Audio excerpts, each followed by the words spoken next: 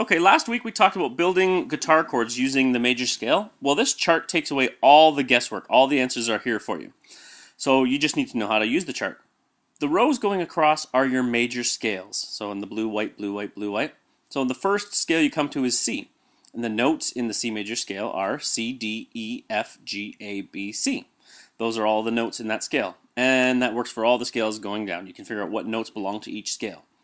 Now, the second row is the chord type. Major, minor, minor, major, major, minor, diminished.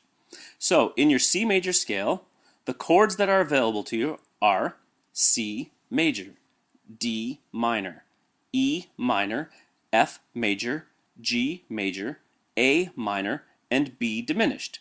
So if you're writing a song in the key of C, or using that collection of notes, doesn't matter even if you don't know theory, if you happen to be using C, D, E, F, G, A, B, and C, those are the chords that will work. Automatically, they'll just sound good because all those chords are built using those notes.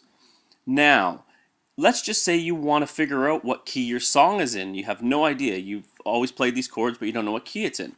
So, first of all, just think of the chords that are in your song. Let's just say your song has a G, C, and a D, right? Look across your second row, find the three majors. So you have major in your first column, you have major in your fourth column, and major in your fifth column. Now scan down those major columns and find out what key has a G, C, and D in it. And as you'll notice, it's the second one. It's the G major scale. So now you know your song's in the key of G, and you also have these other chords that you can actually insert into your song. So an A minor, a B minor, an E minor, and an F sharp diminished. Now it's very likely that you're writing a song in maybe two different keys. So let's just say you have a G major, a C major, a D major, and let's say you have an E major. So that doesn't work for the key of G. That just means you've jumped into another key in your song. Now, when I was studying jazz in college, one of the things we had to do was analyze songs and figure out how many keys the songs were in. So it's very common that your song is in 1, 2, 3, 4, or 5 different keys altogether.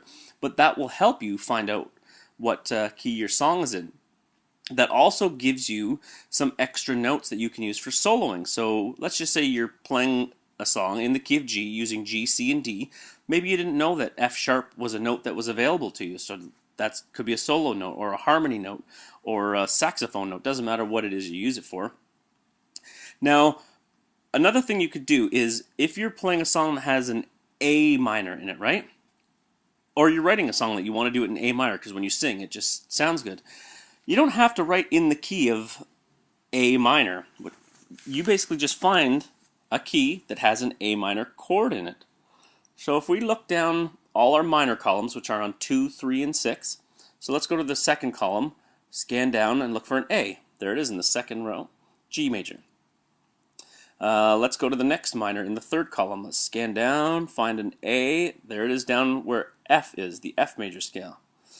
Let's scan across to the next minor, the sixth column, and there's A in the very first scale, the C major. So if you're playing an A minor chord, you could actually be in G major, you could be in F major, or you could be in the key of C major. So now it's up to you what your next chord is, and whatever that next chord is will help determine what key you're in. So just because you start a song off on a certain chord doesn't mean that's the key that the song's in. Now when I said the key of A minor, we're here talking about major scales. The fastest way to find out a minor scale is go to the sixth column, and that is what is called the relative minor. So in the key of C major, the relative minor is A. In the key of G major, the relative minor is E. It's always the sixth note of a major scale. And you just take that sixth note, so let's go up to the C major scale. The sixth note is A. If you play the notes A, B, C, D, E, F, G, A, you now have an A minor scale. If you want to do this in an E minor, look at the sixth column, find an E, use the notes E, F sharp, G, A, B, C, D. Now you have an E minor scale. It's that easy to find your relative minor. So there's your chords that belong to all the scales, and there's a little note about your relative minors. I hope you enjoyed it, and look for more.